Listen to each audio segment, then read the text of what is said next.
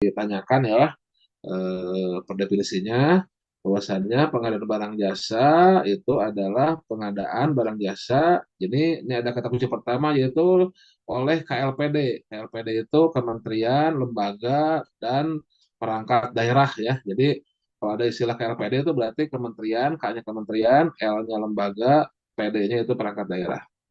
Jadi satu kata kunci adalah jadi si pengadaan itu di pemerintah, yaitu di kementerian, di lembaga, di perangkat daerah, bukan di swasta, bukan di BUMN, bukan di apa, bukan di pelaku usaha ya. Nah, jadi kalau di luar KLPD itu aturannya bukan aturan Perpres. Jadi aturan kita kan punya Perpres ya. Kita aturan tuh punya Perpres eh, 16 tahun 2018 yang sudah direvisi dengan Perpres 12 tahun 2021. Nah, ini tolong nyebutnya jangan hanya nyebut Perpres 12 ya, tapi nyebutnya harus lengkap nih ya. Dalam artian kenapa? Karena Perpres 16-nya masih berlaku. Jadi Perpres utamanya masih Perpres 16 tahun 2015. Nah, ini ada revisi beberapa pasal dengan Perpres 12 tahun 2000, kok 2012, 2021 ya, 2021. Nah, koreksi. Nah, 2021. Nah, jadi karena suka ada yang nyebutin Perpres pengadaan berapa sekarang Perpres 12 2021. Perpres 12 2021 itu hanya revisinya saja, hanya revisinya saja. Nah, sebetulnya Perpres pengadaan barang jasa pemerintah itu masih Perpres 16 2018 dengan sekali perubahan Perpres 12 tahun 2021 yang mana sebentar lagi juga nanti akan ada RUU PBJ publik ya, sebentar lagi. Nah, ini kemungkinan nanti ya akan ada revisi lagi ke Perpres dan Perlemnya ya. Nah, jadi di sini juga ada turunannya. Di sini juga ada turunannya berupa peraturan apa lembaga ya, Perlem, LKPP nih. Di sini ada beberapa turunannya. Ya tergantung. Yang paling ini sih Perlem 12 ya 2021 itu tentang tata cara pemilihan penyedia. Tapi kalau untuk dasar ya, ya tidak sampai Perlem ya. Ini sebagai pengetahuan awal aja. Gitu ya. Nah, ini kita kembali ke definisi.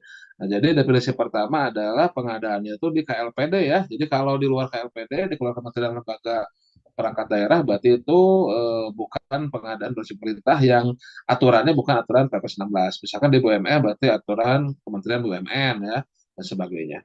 Nah, kemudian PBJ pemerintah yang diatur oleh Perpres 16 dan perubahannya itu uangnya, dananya itu dari APBN dan APBD. Jadi uangnya bukan dari keuntungan perusahaan ya, bukan dari apa yang lain-lain lah itunya dari anggaran belanja negara ataupun belanja daerah ya. Bagaimana kalau hibah, kalau apa hibah atau kalau apa pinjaman? Nah, ini akhirnya juga sering keluar ya, sering ditanyakan ya. Nah, kalau hibah pinjaman itu nanti kembali ke saya lihat, nah, sorry nih saya scroll ke pasal awal ya. Nah, kalau hibah pinjaman itu menyesuaikan dengan klausul dalam kontraknya, dalam kontrak hibahnya. Nah, jadi kalau dia apa kontrak hibahnya mengatur lain, maka apa hibah juga ataupun pinjaman juga ya dia kalau dia diatur lain berarti keluar dari pasal 16. Nah, ini ya. Nah, ini. Jadi dalam defaultnya, nah ini, nah di pasal 2 ya, di pasal 2 dalam defaultnya ini kalau ada apa, kalau ada pinjaman hibah luar negeri itu masuk ke Perpres. Jadi ruang lingkup Perpres 16 ini termasuk juga selain APBD termasuk juga pinjaman hibah yang B pinjaman hibah apa dalam negeri, yang C pinjaman hibah luar negeri. Nah, tapi ini hati-hati ada dikecualikannya yang tidak tertulis di sini dikecualikannya kalau dalam kontraknya ataupun dalam perjanjian hibahnya atau dalam apa perjanjian apa pinjamannya dia mengatur lain misalkan oh untuk pengadaan konsultan pengawasnya tolong dari negara kami nah gitu mau tidak mau ya ikutin aturan mereka gitu kan seperti itu. Jadi sekali lagi apa tadi kata kunci selanjutnya adalah biayanya atau dananya dari APBD termasuk hibah termasuk pinjaman juga apabila tidak ada aturan lain yang mengatur berbeda dari Perpres 16. Nah, itu defaultnya hibah pinjaman masuk juga ke Perpres 16. Itu ya. Yang kedua, kemudian kata kunci yang ketiga yaitu bahwasannya tahapan pengadaan belanja pemerintah itu mulai dari serah terima pekerjaan mulai dari identifikasi kebutuhan sampai dengan serah terima hasil pekerjaan. Jadi kalau di Matis satu dua Matis, non ya. Maaf.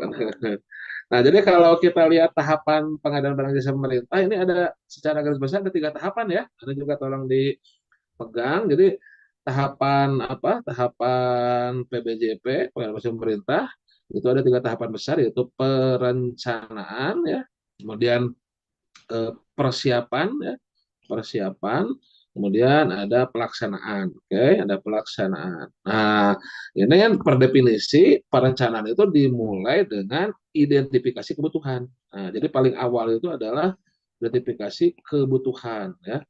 Nah, jadi tolong diingat semua pengadaan itu harus diawali dengan kebutuhan ya, oleh need ya, need ya, bukan want. Kita butuh apa gitu kan? Nah, kita butuh apa ya? Dan kalau dalam ilmu kehidupan sebetulnya semua kebutuhan manusia itu sudah disediakan tuh oleh Tuhan ya yang Maha mengatur. Kita itu kadang pusing itu oleh want nih, oleh keinginan ini. Oleh keinginan ini yang bikin tidak bahagia itu. Karena semua kebutuhan itu kita itu sudah disediakan ya. Ya, itu. Nah, karena yang bikin pusing ini want ya, termasuk juga dalam pengadaan. Karena yang bikin pusing itu want ini nih, keinginan ya. Nah, padahal kalau kebutuhan, insya Allah bisa dipenuhi ya seperti itu. Kita kembali ke laptop ya. Kembali ke laptop itu perencanaan itu, pengadaan itu dimulai dari perencanaan pengadaan, yang mana perencanaan pengadaan paling awalnya adalah identifikasi kebutuhan. Oke, dan pengadaan itu diakhiri dengan pelaksanaan ya, pelaksanaan pekerjaan yang mana di ujungnya adalah serah terima pekerjaan, STN, ST pekerjaan. Nah, jadi per definisi pengadaan bahasa pemerintah itu mulai dari identifikasi kebutuhan sampai dengan serah terima pekerjaan. Oke, jadi intinya nanti jangan tergoda untuk memilih pilihan bahwasannya pengadaan barang jasa mulai dari identifikasi kebutuhan sampai dengan pelaksanaan tender, bukan. Bukan sampai dengan tanda tangan kontrak, bukan. Bukan sampai dengan pelaksanaan pekerjaan, bukan. Tapi sampai dengan serah terima hasil pekerjaan. Oke? Itu per definisi ya, per definisi pengadaan bahasa pemerintah. Oke?